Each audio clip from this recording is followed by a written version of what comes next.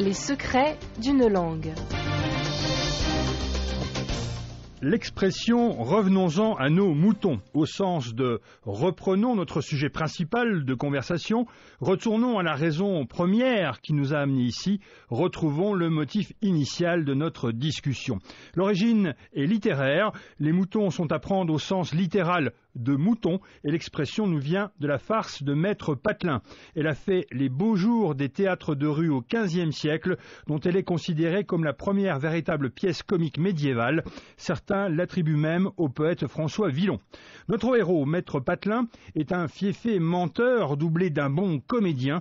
Il réussit à tromper un marchand de draps du nom de Guillaume en voulant lui acheter du tissu à bas prix. Mais au moment de payer, il fait semblant d'être en train de mourir et d'entrer en plein délire, au point que le marchand finit par se demander si, au bout du compte, ce n'est pas lui qui a perdu la raison et que finalement la transaction n'aurait peut-être jamais eu lieu.